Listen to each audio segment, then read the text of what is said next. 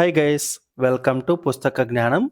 ఇవాళ మనము 8th class English text బుక్లోని third chapter glimpses of the past ఈ చాప్టర్ నేర్చుకుందాము. ఈ చాప్టర్ నేర్చుకునే ముందు కింది చాప్టర్స్ మీరు నేర్చుకోకపోతే ఇక్కడ ఐకార్డ్లో వీడియోస్ ఇస్తాను, చూడండి. అలాగే ఈ చాప్టర్ పూర్తిగా చూసిన తర్వాత ఆ వీడియో మీకు నచ్చితే లైక్ చేయండి, మీ ఫ్రెండ్స్కి కావాలంటే షేర్ చేయండి, సరేనా? Glimpses of the past. Past అంటే గతం, అంటే భూతకాలం. గ్లింప్సెస్ అంటే చిన్న చిన్న సంఘటనలు, చిత్ర రూపంలో కావచ్చు, వీడియో రూపంలో కావచ్చు, మాటల రూపంలో కావచ్చు. చిన్న చిన్న గ్లింప్సెస్ అంటే అప్పటి సంఘటనలు చిన్న చిన్న రూపాల్లో. గ్లింప్సెస్ ఆఫ్ ద పాస్ట్ మన గతంలోని కొన్ని స్మృతులు, కొన్ని జ్ఞాపకాలని మనము ఈ పాఠంలో నేర్చుకుందాం. ఎలాంటి జ్ఞాపకాలు అంటే, బిఫోర్ యూ రీడ్, ఈ చాప్టర్లోకి వెళ్ళే ముందు మీకు మన ఇండియన్ హిస్టరీ గురించి తెలుసు కదా. మన ఇండిపెండెన్స్ గురించి, దానికి మనం పడ్డ పాటల గురించి, మన పూర్వీకులు ఎంత కష్టపడి మనకి ఇండిపెండెన్స్ తెచ్చిపెట్టారో తెలుసు కదా. ఇప్పుడు మనము ఆ ఇండిపెండెన్స్కి మనం పోరాడక ముందు పరిస్థితులు, మనం పోరాడడానికి ఎలాంటి పరిస్థితులు మనకి దారి తీసాయి అనేది ఈ చాప్టర్లో తెలుసుకుందాం. Here are some pictorial glimpses of the history of our country from 1757 to 1857. 1757 నుంచి 1857 వరకు మన దేశ హిస్టరీ, మన దేశం యొక్క హిస్టరీని పిక్టోరియల్ గ్లింప్సెస్ అంటే చిత్ర రూపంలోని చిన్న చిన్న సంఘటనలను మనం చూద్దాం. These pictures and speech bubbles will help clarify your understanding of the conditions that led to the event known as the First War of Independence in 1857. మనకి 1857లో మొట్టమొదటి తిరుగుబాటు, సిపాయిల తిరుగుబాటు జరిగిందని తెలుసు కదా. బ్రిటిష్ వారి అధికారం మీద మన సిపాయిల తిరుగుబాటు జరిగింది 1857లో, అది తెలుసు కదా. మన చరిత్ర ప్రకారం అదే మొట్టమొదటి తిరుగుబాటు అని అనుకుంటాం. సో ఆ ఈవెంట్కి, ఆ సిపాయిల తిరుగుబాటు, 1857లో జరిగిన సిపాయిల తిరుగుబాటుకి దారి తీసిన conditions that led to the event, ఆ ఈవెంట్కి దారి తీసిన కండిషన్స్, పరిస్థితులు ఏవైతే ఉన్నాయో ఆ పరిస్థితుల్ని మనము ఇక్కడ పిక్చర్స్ అండ్ స్పీచ్ బబుల్స్లో అర్థం చేసుకోవడానికి ట్రై చేద్దాం. పిక్చర్స్ మనకు ఆల్రెడీ తెలుసు, అప్పటి పరిస్థితుల్ని చిత్ర రూపంలో ఇచ్చారు. స్పీచ్ బబుల్స్ అంటే మీకు తెలుసు కదా, ఒక పర్సన్ మాట్లాడుతున్న మాటల్ని ఒక బబుల్ లాగా ఇలా ఇచ్చి ఆ మాటల్ని మనం అతను మాట్లాడుతున్నట్టుగా చిత్రంలో చూపించవచ్చు. సో ఇక్కడ చూడండి, ఎగ్జాంపుల్గా ఏమి మాట్లాడుతుంటే ఆ మాటల్ని ఇక్కడ ఒక పిక్చర్ బబుల్లో చూపిస్తున్నాం. ఇప్పుడు ఒకసారి ఈ పాఠ్యాంశంలోకి వెళ్ళి ఆ చిత్రాలని చూద్దాం. మొట్టమొదటి ఆ సంఘటనకి ద మార్టైర్స్. ఈ చాప్టర్ మొత్తాన్ని కొన్ని సంఘటనలుగా విడదీసి ప్రతి సంఘటనకు ఒక హెడ్డింగ్ పెట్టారు. The martyrs. మార్టైర్స్ అంటే అమరవీరులు. మనకి ఇండిపెండెన్స్ రావడానికి ఎంతోమంది వాళ్ళు ప్రాణాలు కూడా లెక్క చేయకుండా పోరాడి మనకి ఇండిపెండెన్స్ తెచ్చిచ్చారు కదా, వారి గురించి. At a function in Delhi. ఢిల్లీలో ఒక ఫంక్షన్లో, ఒక సమావేశం జరిగింది ఢిల్లీలో. ఆ సమావేశంలో జరిగిన సంఘటనని ఈ చిత్ర రూపంలో చూపించారు. ఈ చిత్రంలో చాలామంది ఉన్నారు చూడండి. నెహ్రూ గారేమో మన అమరవీరుల గురించి ఆలోచిస్తున్నారు కిందన, పైన ఆవిడ మాట్లాడుతోంది, పక్కన నెహ్రూ గారు, మిగతా వాళ్ళు ఉన్నారు కదా. ఆమె ఏం మాట్లాడుతుంది? ఓ మై కంట్రీ మెన్, ఓ నా దేశ ప్రజలారా, let your eyes fill with tears, మీ కళ్ళను కన్నీళ్లతో నింపనివ్వండి. As you recall the sacrifices of Indian martyrs. Sacrifices అంటే త్యాగాలు. ఎవరి త్యాగాలు? ఇండియాస్ మార్టైర్స్ అంటే మన భారతదేశ అమరవీరుల యొక్క త్యాగాలు. యాజ్ యూ రీకాల్, మీరవి గుర్తు తెచ్చుకుంటున్నప్పుడు మీ కళ్ళల్లో కన్నీళ్ళని రానివ్వండి అని. అంటే అప్పట్లో అంత కష్టపడి వాళ్ళు మనకి ఇండిపెండెన్స్ తెచ్చారు. ఆ కష్టాల్ని తలుచుకొని మీ కళ్ళల్లో కన్నీళ్ళు రానివ్వండి అని చెప్పి ఆమె అంటోంది. చూసారు గదా! చిత్రంలో ఇంతమంది అమరవీరులు మన కోసం ప్రాణాలకు కూడా లెక్క చేయకుండా పోరాడి మనకా ఇండిపెండెన్స్ తెచ్చిచ్చారు.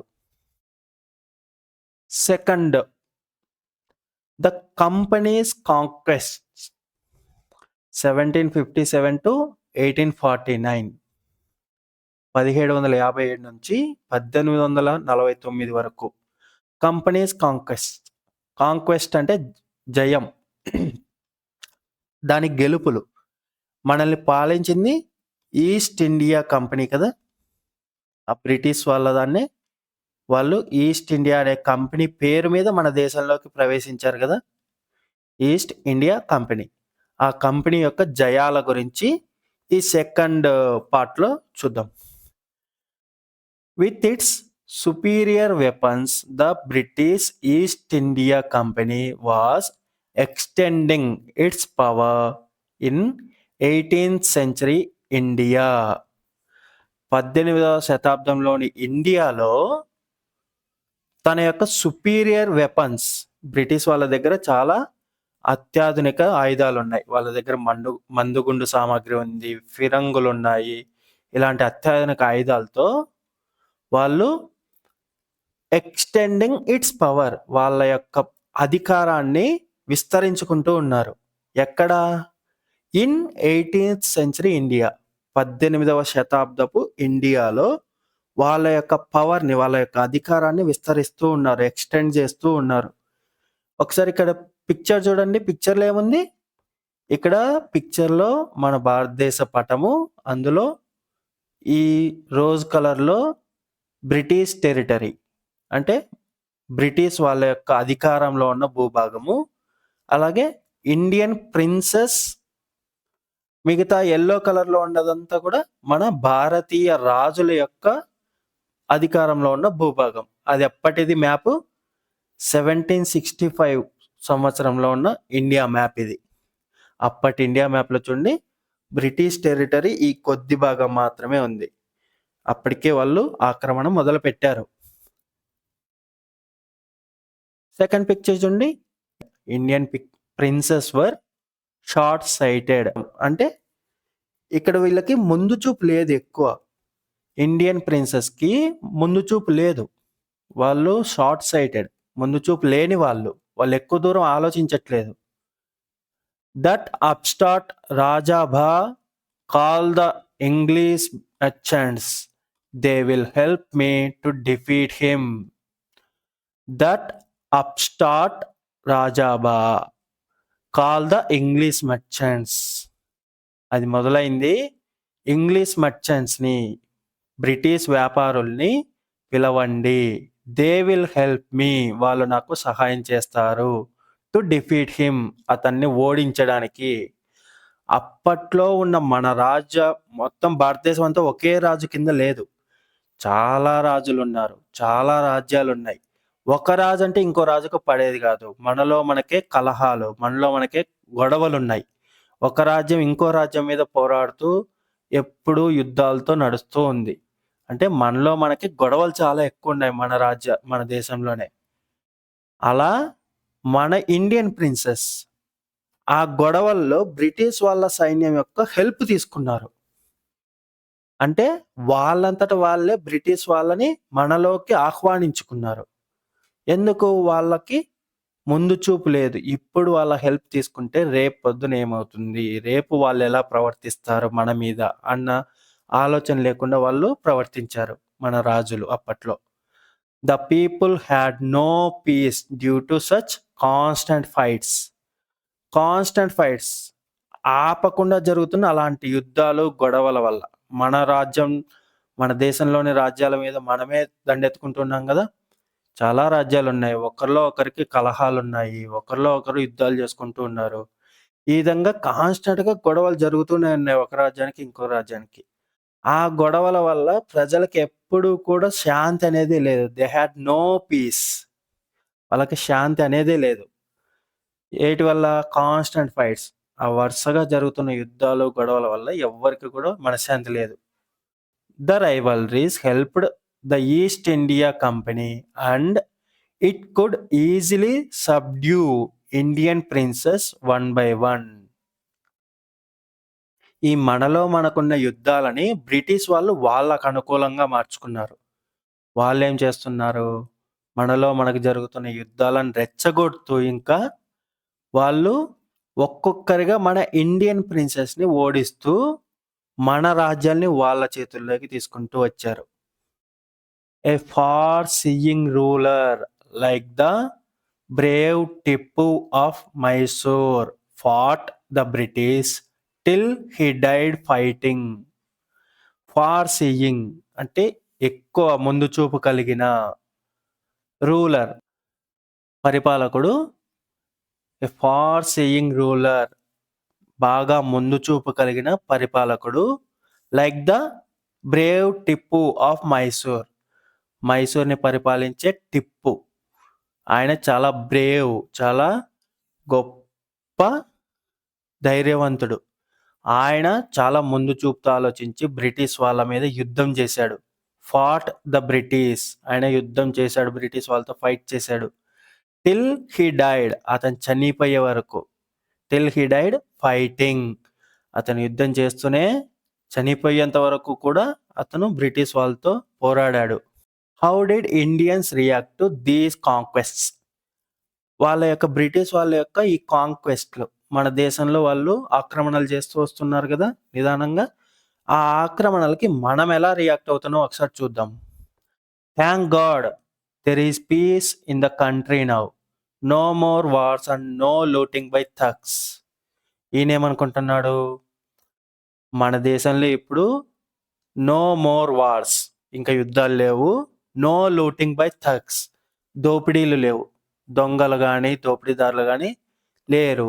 Thank God. అబ్బా దేవుడా ధన్యవాదాలు. There is peace in the country now. ఇప్పుడు నా దేశంలో ప్రశాంతంగా ఉంది అని ఆయన అనుకుంటున్నాడు. It is God who sent the British. ఈయనేమనుకుంటున్నాడు? ఆ దేవుడే మన దేశానికి బ్రిటిష్ వాళ్ళని పంపించాడు. వాళ్ళొచ్చి మన దేశాన్ని ఆక్రమించుకొని ఈ విధంగా వార్స్ లేకుండా ఒకే రాజ్యం కింద తెచ్చారు అని ఈయన అనుకుంటున్నాడు. ఈయన hour destiny is linked with them. మన యొక్క గమ్యం వాళ్ళతో ముడిపడి ఉంది అని ఈయన అనుకుంటున్నాడు. అంటే వీళ్ళందరూ బ్రిటిష్ వాళ్ళకు అనుకూలంగా ఆలోచిస్తూ ఉన్నారు. వాళ్ళు చేస్తున్న ఆక్రమణలన్నీ కూడా మన మంచికే అన్నట్టుగా వీళ్ళు ఆలోచిస్తూ ఉన్నారు. ఇక్కడ చూడండి. The white man has killed or dethroned our kings. ఈయనేమంటున్నాడు?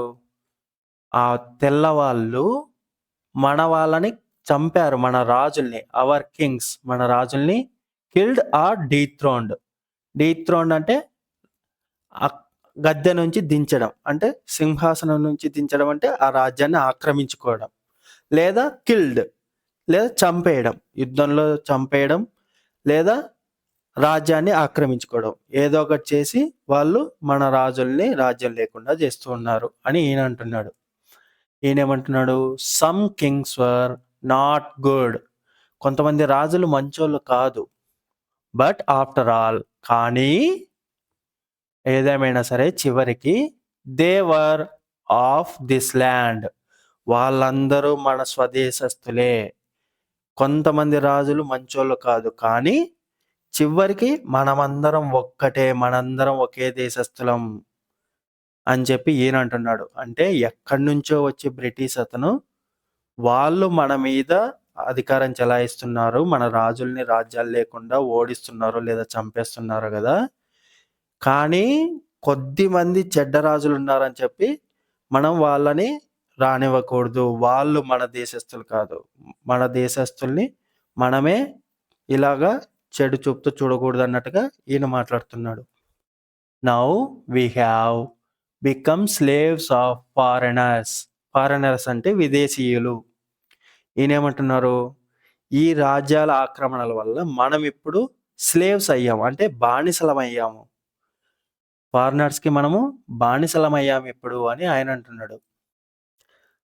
మూడవ పార్ట్‌లో బ్రిటిష్ రూల్ అంటే బ్రిటిష్ వాళ్ళ అధికారం 1765-1836 మధ్యలో వాళ్ళ యొక్క అధికారం ఉన్నప్పుడు మన దేశంలోని పరిస్థితులు ఎలా ఉన్నాయో చూద్దాం. Religious leaders preached ideas like untouchability and child marriage. అప్పట్లో ఉన్న మన వాళ్ళు ఎంత మూర్ఖంగా ప్రవర్తించారంటే, మన రిలీజియస్ లీడర్స్, మన మత గురువులు ప్రీచ్డ్ ఉపదేశాలు చేశారు. వేటి గురించి? ఐడియాస్ లైక్ అన్‌టచబిలిటీ అంటరానితనం. మనం ఇప్పటికి కూడా చాలా గ్రామాల్లో చూస్తున్నాం గదా! తక్కువ కులాల వాళ్ళని మనం ముట్టుకోకూడదు, వాళ్ళని ఇంట్లోకి రానీయకూడదు, వాళ్ళ ఇంట్లోకి మనం వెళ్ళకూడదు. ఈ విధంగా అంటరానితనాన్ని పాటిస్తున్నాం గదా! అలాంటి ఉపదేశాలు చేసింది అప్పట్లో మత గురువులు చేశారు. And child marriage. చిన్న వయసులోనే పెళ్ళిళ్ళు చేయడం. చిన్న వయసులోనే పెళ్ళిళ్ళు చేయడం అనేది కూడా అప్పట్లో ఉపదేశాలు చేసేవాళ్ళు మన మత గురువులు. Anyone who crosses the Cs loses his religion. అప్పట్లో ఇంకొక మూఢనమ్మకం ఉండేది. ఏంటంటే హూ క్రాసెస్ ద సీస్, ఎవరైతే సముద్రాల్ని దాటి ఎళ్తారో లాసెస్ హిస్ రిలీజియన్, అతను మన మతం నుంచి బహిష్కరించబడతాడు. అంటే అతనికి ఇంక మన మతంతో సంబంధం లేదు అన్నట్టుగా ప్రవర్తించేవాళ్ళు.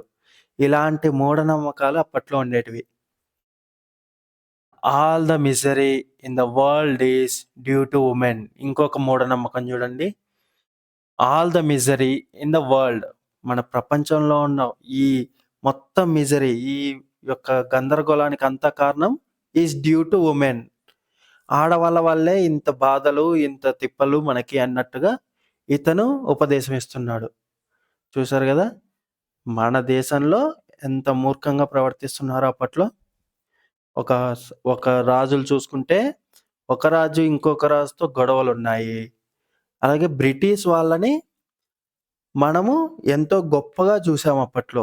వాళ్ళ యొక్క ఒకే ఒక్క అధికార వికేంద్రీకరణ ఉండటం, టోటల్‌గా అందరికి ఒకేలా రాజు ఉండటం, ఇలాంటివి చూసి మనం గొప్పగా ఫీల్ అయ్యాం మొదట్లో. మనలో మనం కొట్లాటలు పెట్టుకొని, వాళ్ళని మన దేశంలో అధికారం పొందేలాగా మనం చేసుకున్నాం. అంతేగాకుండా మనం ఇలాంటి మూఢనమ్మకాల్ని పాటిస్తూ మనలో మనమే ఇంకా ఎక్కువ దిగజారిపోతూ వచ్చాం. ఇంకా చూడండి మనం ఎలా ఉన్నామో తెలుస్తుంది అప్పట్లో. The truth was that Indians had lost self respect. The British scorn them. మన ఇండియన్స్‌ని వాళ్ళు చాలా నీచంగా చూసేవాళ్ళు. ఎందుకంటే మనకి సెల్ఫ్ రెస్పెక్ట్ లేదు. మన మీద మనకి ఆత్మాభిమానం లేదు. ముందు మనల్ని మనం గౌరవించుకుంటేనే ఎదుటి వాళ్ళు మనల్ని గౌరవిస్తారు. మనల్ని మనం తక్కువ చేసుకొని మాట్లాడితే ఎదుటోళ్ళు గూడా మనల్ని తక్కువ చేసి మాట్లాడతారు. కాబట్టి సెల్ఫ్ రెస్పెక్ట్, ఆత్మాభిమానం అనేది ఖచ్చితంగా ప్రతి ఒక్కరికి ఉండాలి. కానీ అప్పట్లో మన ఇండియన్స్‌కి అది కరువైపోయింది. అందుకే బ్రిటిష్ వాళ్ళు కూడా మనల్ని అసహ్యించుకునేవాళ్ళు. The natives are unworthy of trust, incapable of honesty. ఈయనేమంటున్నాడు బ్రిటిష్ అధికారి అతని పై అధికారితో లేదా స్నేహితుడితో, the natives are unworthy of trust. ఇక్కడున్న స్థానికులు నమ్మలేం వాళ్ళని. They are unworthy of trust. వాళ్ళని మనము నమ్మలేము.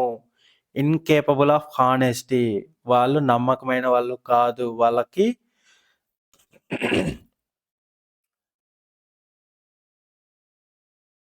దానికి మన ఇండియన్ ఏమంటున్నాడు చూడండి. True your honour but I am honest. దానికి మన ఇండియన్ కూడా అవును అది నిజమే. అంటే అతన్ని తక్కువ చేసి మాట్లాడుతున్నాడు. స్థానికులు అంటే ఇతను కూడా స్థానికుడే గదా! మన భారతీయుడే కదా! అతన్ని కూడా తక్కువ చేసి మాట్లాడుతున్నా సరే ఎదురుగానే, అతను అవును కరెక్టే అంటున్నాడు. కానీ నేను హానెస్ట్‌గానే ఉంటాను.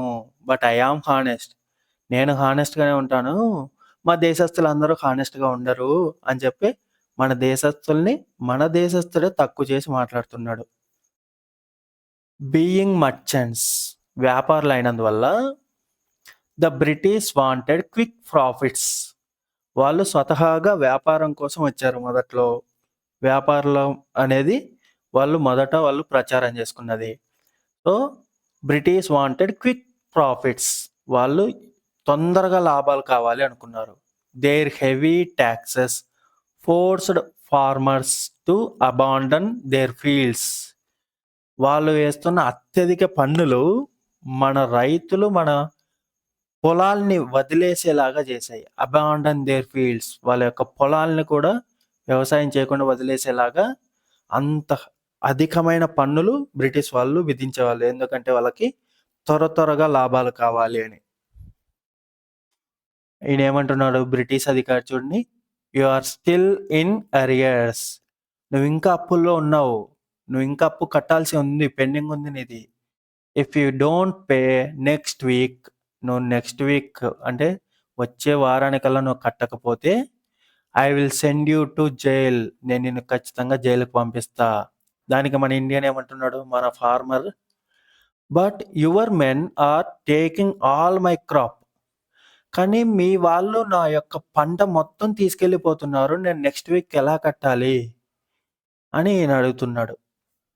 అంతే కదా, మొత్తం పంట తీసుకెళ్ళి కూడా నువ్వు ఇంకా అప్పున్నావు, నువ్వు నెక్స్ట్ వీక్ కల్లా కట్టాలి, లేదంటే జైల్లో పడేస్తాను అంటే ఇంకేం చేయగలరు. అందుకే మొత్తం పంట పొలాలను కూడా వ్యవసాయం చేయకుండా వదిలేసేసి మన వాళ్ళు అబాండన్ చేసేశారు. Inevitably famines followed. తర్వాత కరువులు వచ్చాయి. రైతులందరూ వ్యవసాయం చేయకుండా వదిలిపెట్టేస్తే కరువు వస్తుంది కదా. Between 1822 and 1836 15 lakh Indians died of starvation. Starvation అంటే ఆకలి. ఆకలి వల్ల 15 lakh ఇండియన్స్, 15 లక్షల మంది ఇండియన్స్ చనిపోయారు. ఎప్పుడు? 1822 నుండి 1836 మధ్యలో. ఎందుకంటే చాలా మంది పంటలు పండించట్లేదు, కరువు ఎక్కువైంది. దానివల్ల మన ఇండియన్స్ ఆకలితో చచ్చిపోయారు అప్పట్లో. స్టిల్ అయినప్పటికీ the British invented other methods which gave them more profits. They invented, వాళ్ళు ఇంకా కనిపెట్టారు. ఏంటివి? అదర్ మెథడ్స్, వేరే వేరే పద్ధతులు కనిపెట్టారు. Which gave them more profits, వాళ్ళకి ఇంకా లాభాలు వచ్చే పద్ధతుల్ని బ్రిటిష్ వాళ్ళు కనిపెట్టారు. వాటిల్లో కొంచెం ఎగ్జాంపుల్ చూడండి.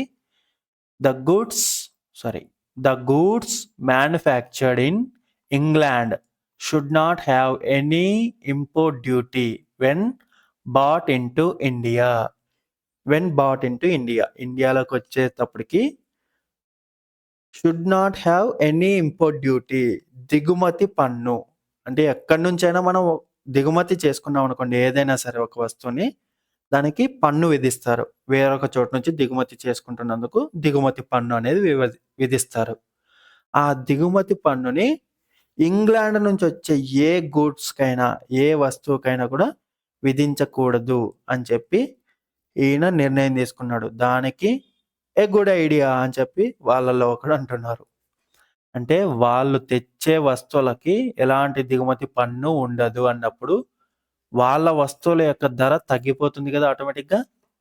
అంటే మన దేశంలో వాళ్ళ వస్తువుల ధరలు తగ్గించి అమ్మచ్చు. తగ్గించి అమ్మితే వాళ్ళ వస్తువులకే ఎక్కువ డిమాండ్, ఎక్కువ లాభసాటి అనేది ఉంటుంది కదా. ఆ విధంగా వాళ్ళు ఇంకా ఎక్కువ ప్రాఫిట్స్ పొందే పద్ధతుల్ని, ఇంకా చాలా పద్ధతులు కనిపెట్టారు. The East India company's laws began to cripple Indian industries. మన యొక్క ఇండియన్ ఇండస్ట్రీస్, మన దేశీయ పరిశ్రమల్ని బిగాన్ టు క్రిపుల్ అంటే అవిటిగా తీస్తున్నాయి, అంటే నాశనం చేస్తున్నాయి. ఏంటి? ఈస్ట్ ఇండియా కంపెనీస్ లాస్, వాళ్ళ యొక్క లాస్, చట్టాలు, వాళ్ళు చేస్తున్న చట్టాలు. ఇప్పుడు ఇక్కడే చూడండి, మన దేశంలో ఉన్న వస్తువులు కాకుండా ఇంగ్లాండ్ నుంచి వచ్చే వస్తువులు చవకగా దొరుకుతున్నాయి అనుకోండి, మన దేశ వస్తువులు కొనరు కదా ఎవరు. ఇన్లాండ్ వస్తువులే కొంటారు కదా. తక్కువ రేటుకి ఏదొస్తే అదే కదా కొంటారు. వాళ్ళు తక్కువ రేటుకి ఇంపోర్ట్ డ్యూటీ లేకుండా తెచ్చి అమ్ముతున్నారు. ఆ విధంగా మన దేశీయ పరిశ్రమలు నాశనం అవుతూ వచ్చాయి. The British policies ruined the expert artisans and their businesses. మన దేశం యొక్క బాగా నిపుణత పొందిన ఎక్స్‌పర్ట్ ఆర్టిజన్స్ అంటే హస్తకళా నిపుణులు. మన దేశంలోనే హస్తకళా నిపుణులు యొక్క ఇండస్ట్రీస్‌ని, వాళ్ళ వ్యాపారాల్ని బ్రిటిష్ వాళ్ళ పాలసీలు, బ్రిటిష్ వాళ్ళ చట్టాలు, వాళ్ళ రూల్స్ నాశనం చేశాయి.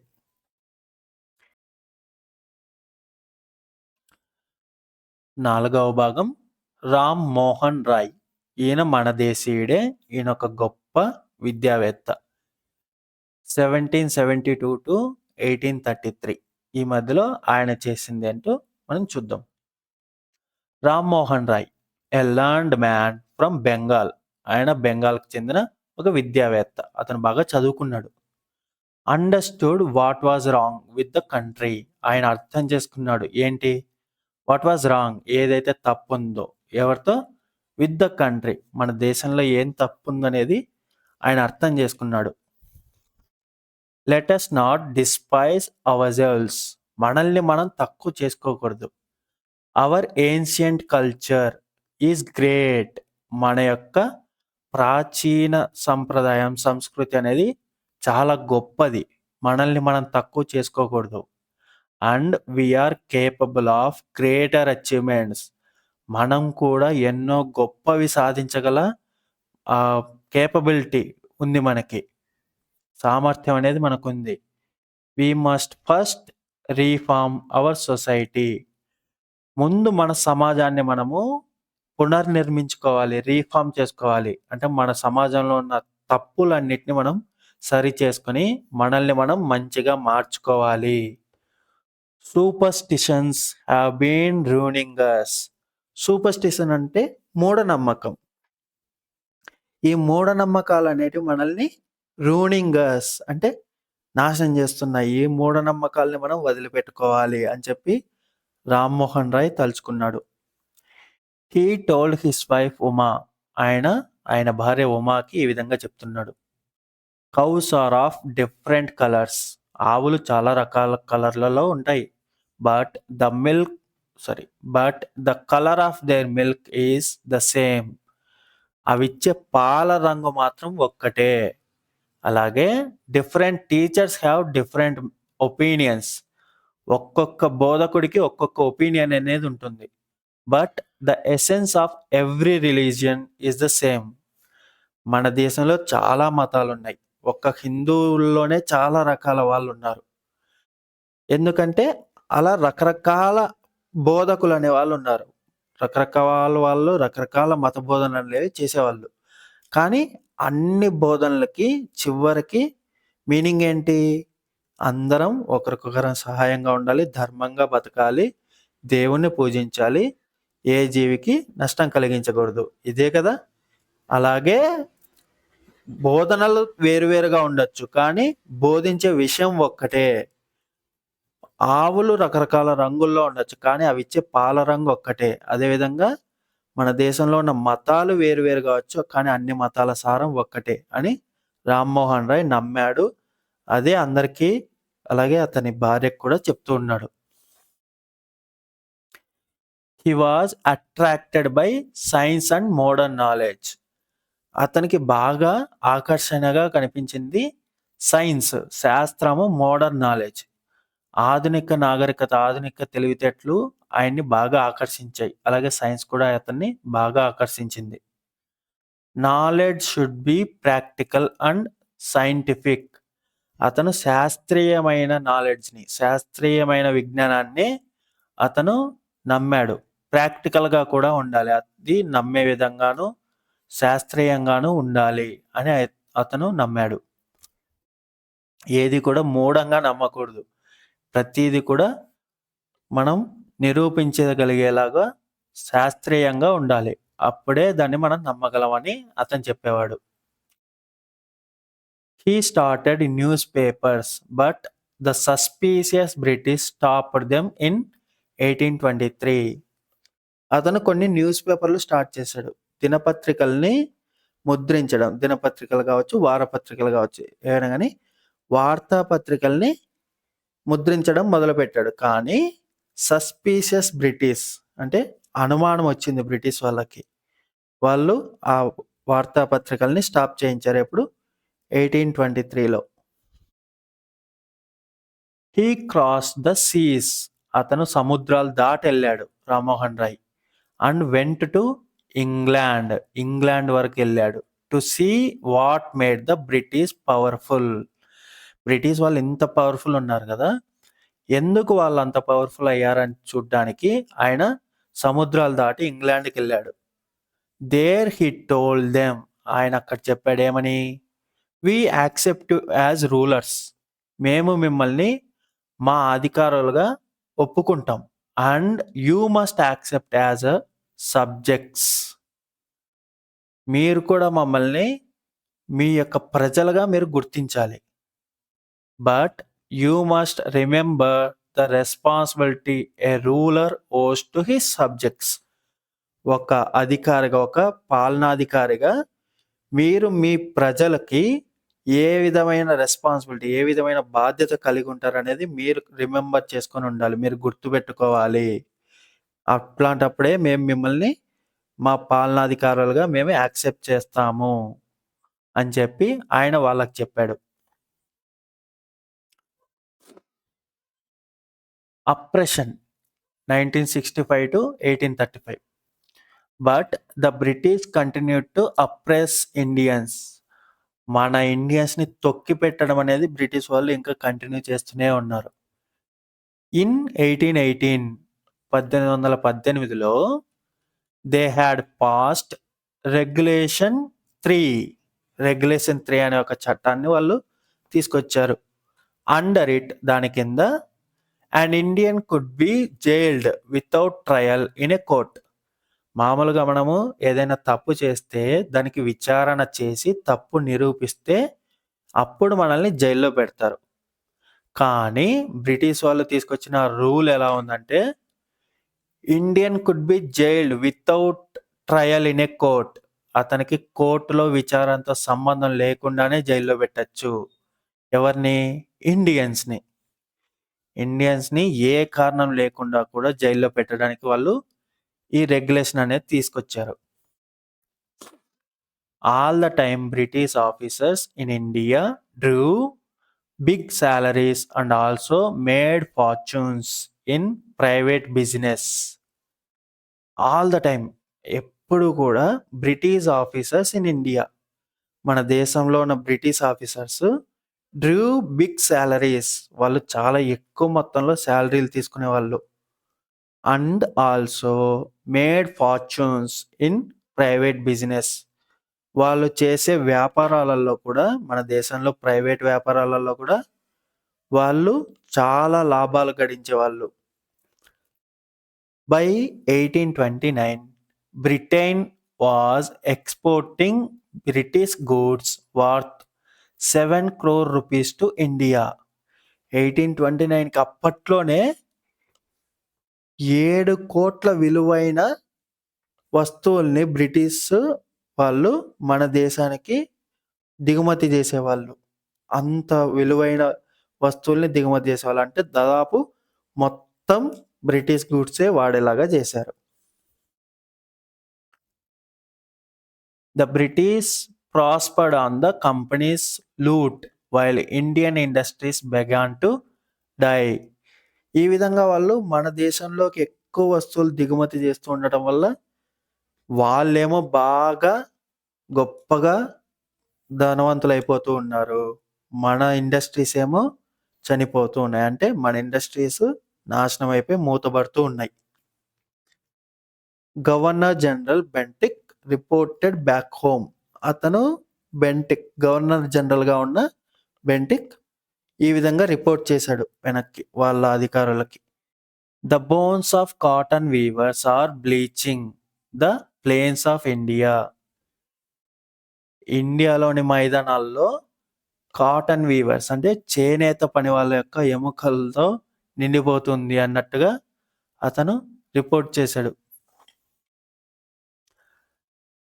6th part dissatisfaction 1835-56. మన వాళ్ళలో కూడా ఇంకా తిరుగుబాటు మొదలవుతూ ఉంది. మన వాళ్ళు అసంతృప్తిగా ఉన్నారు బ్రిటిష్ వాళ్ళ అధికారం మీద. Education in India was in Persian and Sanskrit. అప్పట్లో మన దేశంలో విద్యాభ్యాసం అనేది సాంస్క్రిట్లోను పర్షియన్ భాషలోను ఉండేది. In 1835 a English man named Macaulay suggested a change. 1835లో మాక్లే ఒక చేంజ్ని సజెస్ట్ చేశాడు, ఒక సలహా ఇచ్చాడు. ఏమని? We should teach the natives through the English language. మనం ఇంగ్లీష్ భాషలోనే వీళ్ళకి చదువు నేర్పించాలి అని ఆయన ఒక సలహా ఇచ్చాడు. దానికి అతని పై అధికారి ఐ అగ్రీ, నేను ఒప్పుకుంటాను అన్నాడు. అంటే అప్పటి నుంచి మనకి ఇంగ్లీష్లో నేర్పడం అనేది మొదలైంది. మన స్థానిక భాష అయిన సాంస్క్రిట్, పర్షియన్ని అప్పట్లో ఎక్కువగా ఉపయోగిస్తున్న ఆ భాషల్లో ఉన్న విద్యాభ్యాసాన్ని వదిలేసి ఇంగ్లీష్ భాష ఎక్కువగా నేర్చుకునేలా చేశారు. English education produced clerks to whom the British gave pretty jobs under them. English education, ఎవరైతే ఇంగ్లీష్ చదువుకున్నారో వాళ్ళకి క్లర్కులుగా, ఎవరి కింద? బ్రిటిష్ వాళ్ళ కింద క్లర్కులుగా జాబులు వచ్చేలాగా ఆ చేంజ్ అనేది పనికొచ్చింది. అంటే వాళ్ళు ఇంగ్లీష్లో బోధించడం అనేది, మన వాళ్ళు ఇంగ్లీష్ నేర్చుకొని బ్రిటిష్ వాళ్ళ కింద క్లర్కులుగా పనిచేసేలాగా మనకి పనికొచ్చింది. ఇన్సిడెంటలీ, అదేవిధంగా it also produced a new generation of intellectuals. అలా ఇంగ్లీష్లో బోధన స్టార్ట్ అవ్వగా ఆ నేర్చుకొని మన వాళ్ళు అక్కడ పనులు చేయడము మొదలుపెట్టారు బ్రిటిష్ వాళ్ళ కింద. అలాగే మనకు తెలివితేటలు పెరిగే కొత్త తరం అనేది ఆవిర్భవించింది. We must educate our brothers. మన సహోదరులందరినీ మనము ఎడ్యుకేట్ చేయాలి, మన సహోదరులందరికీ విద్యను నేర్పించాలి అని ఈయన అంటున్నాడు. And try to improve their material conditions. వాళ్ళ యొక్క పరిస్థితుల్ని మనం బాగు చెయ్యాలి. For that we must convey our grievances to the British parliament. British యొక్క పార్లమెంట్కి, వాళ్ళ యొక్క అధికారానికి మనము ఈ విధంగా మన దేశంలో ఎడ్యుకేషన్ని పెంచాలి, అలాగే వాళ్ళ యొక్క పరిస్థితుల్ని బాగు చేయాలని చెప్పేసి మన అభిప్రాయాల్ని మనం బ్రిటిష్ పార్లమెంట్కి చెప్దాము అని చెప్పి ఈయన అంటున్నాడు. ఆ విధంగా మనము నేర్చుకుంటున్నాము, మనం ఇంగ్లీష్ భాషలో చాలా నాలెడ్జ్ సంపాదిస్తూ వచ్చాము. మనం వాళ్ళ కింద పనిచేస్తూనే మనలో కూడా చాలా గొప్ప తెలివితేటలు ఉన్న వాళ్ళగా తయారవుతూ వస్తున్నాం. ఈ పిక్చర్ చూడండి. By 1856 the British had conquered the whole of India. 1856 కల్లా బ్రిటిష్ వాళ్ళు మన దేశం మొత్తాన్ని దాదాపుగా అధికారంలోకి తీసేసుకున్నారు. ఇక్కడ చూడండి, ఎల్లో కలర్ చాలా తగ్గిపోయింది. ఇప్పుడు బ్రిటిష్ ఏరియా అనేది మొత్తం ఇండియా మొత్తంగా వ్యాపించింది కదా. ఈ విధంగా 1856 కల్లా వాళ్ళు దాదాపు ఇండియా మొత్తాన్ని పాలిస్తూ ఉన్నారు అప్పట్లో. They cared little about the needs of Indians. మన వాళ్ళు ఈ విధంగా చెప్పినా సరే, మన వాళ్ళని ఎడ్యుకేట్ చేయాలి, వాళ్ళకి మంచి పరిస్థితి సృష్టించాలన్నా సరే కూడా దే కేర్డ్ లిటిల్, వాళ్ళంతగా పట్టించుకోలేదు, చాలా చిన్న చూపు చూశారు. ద నీడ్స్ ఆఫ్ ఇండియన్స్, మన ఇండియన్స్ యొక్క అవసరాలని వాళ్ళు పెద్దగా పట్టించుకోలేదు. అప్పుడు మనలో సంభాషణలు ఎలా ఉన్నాయంటే, our kings have become puppets. మన రాజులందరూ పప్పెట్స్ లాగా తయారయ్యారు. And we have lost our old jobs. మనం ఇంతకుముందు చేస్తున్న ఉద్యోగాలన్నిటినీ పోగొట్టుకున్నాము అని అంటున్నారు. అండ్ ల్యాండ్స్, మన భూములు కూడా పోగొట్టుకున్నాము. They are converting our brothers. వాళ్ళు మనల్ని మారుస్తున్నారు. అంటే బ్రిటిష్ వాళ్ళ మతం క్రిస్టియానిటీ కదా, ఆ క్రిస్టియన్స్గా మన దేశస్తుల్ని మారుస్తున్నారు అని చెప్పి ఇంకొకతను అన్నాడు. దానికి ఇంకొకతను, యూ ఓన్లీ టాక్, మీరు కేవలం మాట్లాడతారంతే, do something to drive them out, వాళ్ళని మన దేశం నుంచి తరిమేయడానికి ఏదో ఒకటి చెయ్యండి, మాటలతో సరిపోదు, మనం మాట్లాడుకుంటే ఏం జరగదు అని చెప్పి ఈయన అంటున్నాడు. అంటే ఊరికే మాట్లాడుతూ కూర్చుంటే ఏం జరగదు, మనం చేతల్లో చూపించాలి. ద స్పార్క్స్, నిప్పురవ్వలు, ఇప్పుడే 1855 టు 57, 1857 ఈ మధ్యలోనే మొట్టమొదటి నిప్పురవ్వలు మొదలయ్యాయి. Taxes continued to ruin the peasants. In Bengal, the Santals, who had lost their lands under new land rules, become desperate. వాళ్ళు డెస్పరేట్గా తయారయ్యారు. ఎక్కడ? బెంగాల్లో ఎవరైతే ల్యాండ్ లార్డ్స్ అంటే భూస్వాములు వాళ్ళ భూముల్ని అయితే పోగొట్టుకున్నారో వాళ్ళందరూ చాలా డెస్పరేట్గా తయారయ్యారు. ఎందుకంటే వాళ్ళ భూముల్ని బ్రిటిష్ వాళ్ళు లాగేసుకున్నారు. ఇప్పుడు వాళ్ళకు భూములు లేక భూస్వాములు, బాగా ధనవంతులందరూ కూడా, రైతులు, వీళ్ళందరూ కూడా చాలా డెస్పరేట్గా తయారయ్యారు. అంటే వాళ్ళలో చాలా అసంతృప్తి ఉంది, ఏదో ఒకటి చేసి బ్రిటిష్ వాళ్ళని బయటికి తరిమేయాలన్నట్టుగా ఉన్నారు. ఇన్ 1855, 1855లో they rose in rebellion and massacred European and their supporters alike.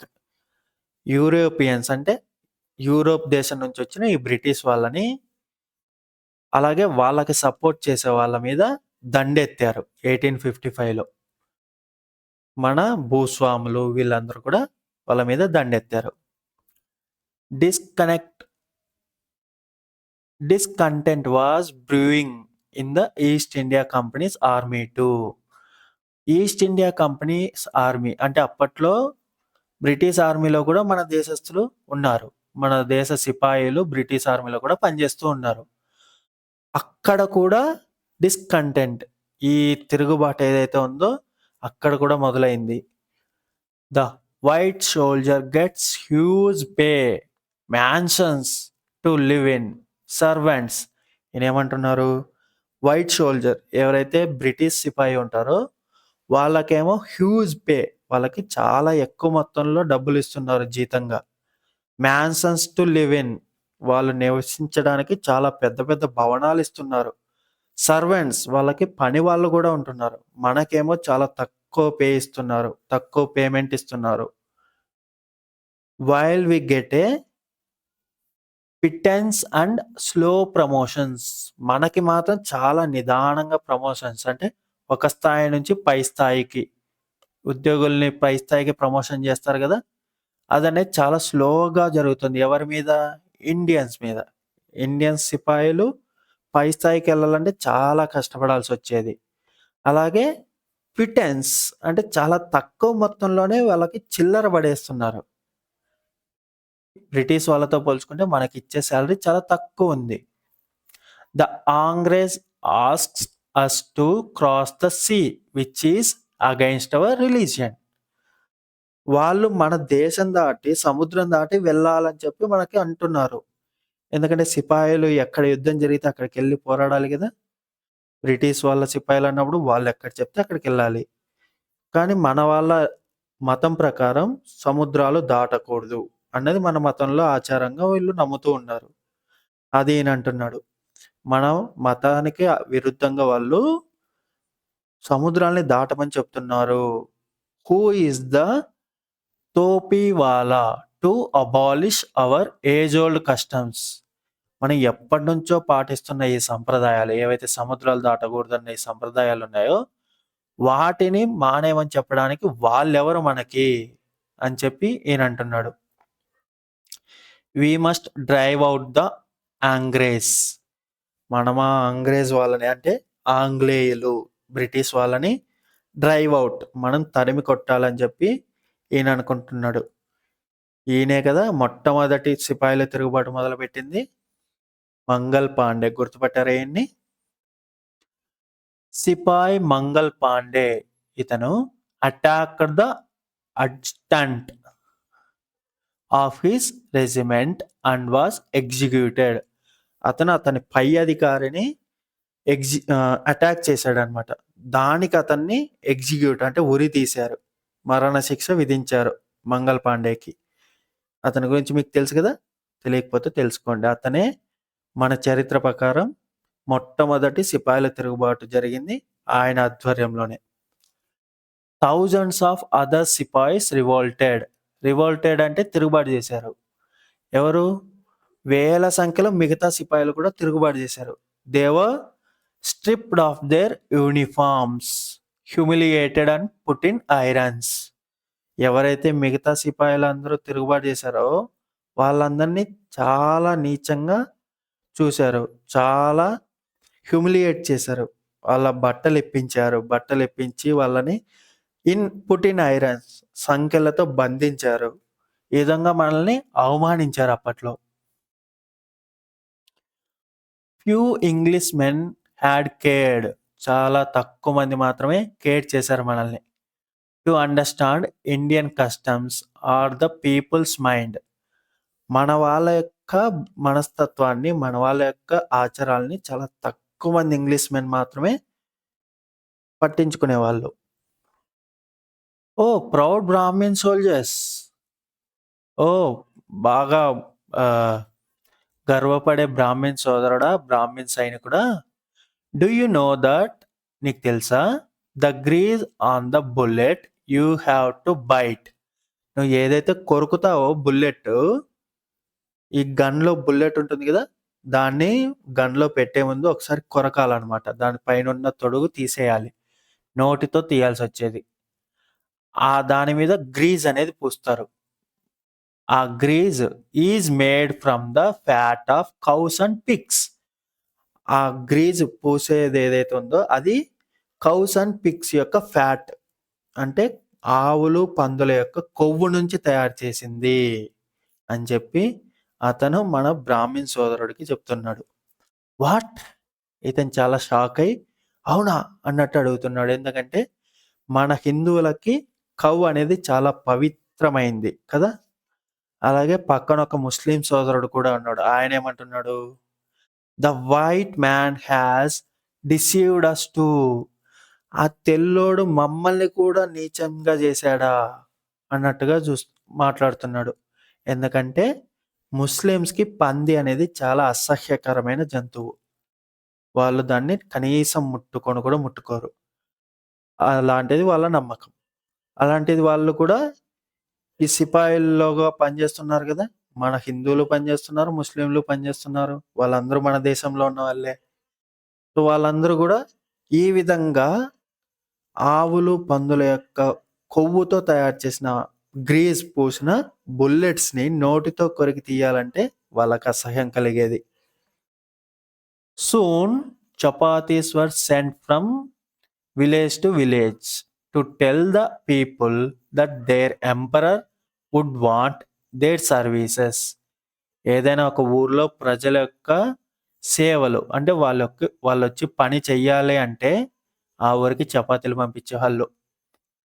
Similarly అదేవిధంగా అప్పుడు చపాతీలు పంపించినప్పుడు ఆ ఊరి పెద్ద ఏ విధంగా అంటాడంటే, yes all my village men will be ready, మా ఊరి వాళ్ళందరూ రెడీగా ఉంటారు. Similarly lotus flowers circulated among Indian soldiers. అలాగే మన ఇండియన్ సోల్జర్స్లో లోటస్ ఫ్లవర్స్, కలువ పూలు అనేటివి, తామర పూలు ఉంటాయి కదా, అవి సర్క్యులేట్ అయ్యేది. డెత్ టు ద ఫారెనర్, ఆ విదేశుడికి చావు రావుగాక. The masses gave all help and shelter to the patriots. ఈ విధంగా మన తిరుగుబాటుదారులకి, మన దేశభక్తులకి, ఈ తిరుగుబాటు చేస్తున్న వాళ్ళందరూ కూడా ఈ విధంగా లోటస్ ఫ్లవర్స్ని వాళ్ళ గుర్తులుగా పంచుకుంటూ ఆ సమాచారాన్ని చేరవేసుకునేవాళ్ళు. 8వ భాగం రివోల్ట్, 1857 యొక్క తిరుగుబాటు. Then there was a violent outbreak at Meerut. మీరట్లో ఒక పెద్ద తిరుగుబాటు అనేది జరిగింది. The sepoys march to Delhi. అక్కడున్న సిపాయిలందరూ ఢిల్లీకి పయనమయ్యారు. Long live our emperor Bahadur Shah. Bahadur షాని వాళ్ళు కలిసి ఆయన్ని స్తుతించారు. సిపాయిలందరూ కూడా బహదూర్ షాని కలిశారు. మన తిరుగుబాటుకు మద్దతు కావాలని చెప్పేసి. The rebellion spread wider. ఆ తిరుగుబాటు అనేది విస్తరించింది. ఇంకా దేశంలో చాలా చోట్ల తిరుగుబాట్లు జరిగాయి. Many landlords had lost their lands because of the British policies and they were sore. ఎక్కువ మంది ల్యాండ్ లార్డ్స్ భూస్వాములు భూములు కోల్పోయారు. ఎందువల్ల? బ్రిటిష్ వాళ్ళ యొక్క రూల్స్ వల్ల, పాలసీల వల్ల. వాళ్ళందరూ కూడా చాలా కోపంగా ఉన్నారు. The white man's rule must end. ఈ తెల్లోడి పాలన ఖచ్చితంగా ఆగిపోవాలి. Yes we will help you. ఆ తర్వాత పక్కన ఉన్న వాళ్ళు కూడా నేను కూడా నీకు హెల్ప్ చేస్తా అంటే భూస్వాములందరూ ఒక్కటయ్యారు. ద ఫైట్ ఫర్ ఫ్రీడమ్ 1857లో జరిగిన మొట్టమొదటి యుద్ధం. అంటే మనం స్వాతంత్రం కోసం చేసిన మొట్టమొదటి యుద్ధం. Many former rulers like Begum Hazrat Mahal of Lucknow were bitter. ఏవైతే మన రాజ్యాలు కోల్పోయారో ఆ రాజులు రాణులు కూడా చాలా కోపంగా ఉన్నారు బ్రిటిష్ వాళ్ళ మీద. ఎందుకంటే బ్రిటిష్ వాళ్ళు మన రాజ్యాలని తీసేసుకొని వాళ్ళు పాలిస్తున్నారు. The white man has taken away my kingdom. ఆమె ఏమంటోంది? ఈ తెల్లోడు నా రాజ్యాన్ని తీసేసుకున్నాడు, నా నుంచి దూరం చేశాడు అని చెప్పి ఆమె కోపంగా ఉంది. They join the upsurge against the foreigner. ఆ విదేశీయుల మీద ఈ అప్సర్జ్ ఏదైతే తిరుగుబాటు అనేది ఉధృతం అవుతుందో దానిలో ఈ విధంగా భూములు కోల్పోయిన భూస్వాములు, రాజ్యాలు కోల్పోయిన రాజులు రాణులు కూడా కలుస్తూ వస్తున్నారు. Popular leaders like Maulvi Ahmadullah of Faizabad told the people. ఈ అహ్మదుల్లా చాలా పాపులర్ లీడర్ అప్పట్లో. ఆయన ప్రజలకు ఈ విధంగా చెప్తున్నాడు, రైజ్ బ్రదర్స్ రైజ్, లేవండి నా సహోదరులారా లేవండి. The Angrez is ruining our land. ఈ తెల్లోళ్ళు మన భూమిని నాశనం చేస్తున్నారు, మన భూమిని చాలా పాడు చేస్తున్నారు. The people rose everywhere. ప్రతి చోట ప్రజలందరూ ఉత్తేజితులయ్యారు. In Bareilly, Kanpur and Allahabad. ముఖ్యంగా అలహాబాదు, కాన్పూర్, బారెల్లి ఈ చోట్ల ప్రజలు చాలా ఉత్తేజితమై ఈ తిరుగుబాటులో పాల్గొన్నారు. ఆరిముల్లా ఖాన్ టోల్డ్ తాత్యా తోపేతో ఆరిముల్లా ఖాన్ ఈ విధంగా అంటున్నాడు, we should have పెష్వా Nana Saheb as our leader in this war of independence. ఈ యొక్క ఇండిపెండెన్స్ వార్లో, ఈ స్వాతంత్రోద్యమంలో మనకు లీడర్గా పెష్వా నానా సాహెబ్ని మనము పెట్టుకుందాము అని చెప్పేసి ఆరిముల్లా ఖాన్ తాత్యా తోపేతో అంటున్నాడు. The patriots pounced upon the British and fought pitched battles all over the North India. ఉత్తర భారతదేశంలో దాదాపు చాలా చోట్ల ఇలాంటి తిరుగుబాట్లు, ఈ దేశభక్తులందరూ కూడా ఇలాంటి తిరుగుబాట్లు యుద్ధాలు చేశారు. 80-year-old Kunwar Singh of Bihar received a bullet in his wrist. 80 years 80 ఏళ్ళు పైబడ్డా కూడా అంత వయసులో కూడా కున్వార్ సింగ్, బీహార్కు చెందిన కున్వార్ సింగ్ అనే ఈ రాజు బ్రిటిష్ వాళ్ళతో పోరాడి అతను తన చేతి మణికట్టులో బుల్లెట్ దిగినా కూడా అతను పోరాడాడు. మదర్ గంగా, ఓ Gangadevi, this is my last offering to you. ఇదే నేను నీకు ఇవ్వగలిగే చివరి తర్పణం అని చెప్పేసి అతను గంగా నదిలో మునిగి చనిపోయాడు. ఇది మనము ఎస్డి సావంత్ రాసిన అవర్ ఫ్రీడమ్ మూమెంట్ నుంచి తీసుకున్నాం ఈ చాప్టర్ని. ఈ చాప్టర్లో మనం చాలా మంది ఫ్రీడమ్ ఫైటర్స్ గురించి, అప్పటి సంఘటనల గురించి తెలుసుకున్నాం కదా. మీరు ఇంకా ఈ సంఘటనల గురించి ఆ ఫ్రీడమ్ ఫైటర్స్ గురించి ఇంకా లోతుగా తెలుసుకొని, మనం ఈ చాప్టర్‌లో ఎవరి పేర్లైతే ప్రస్తావించామో, ఆ ఫ్రీడమ్ ఫైటర్స్ గురించి ఇంకొంచెం లోతుగా తెలుసుకొని చెప్పండి. సరేనా?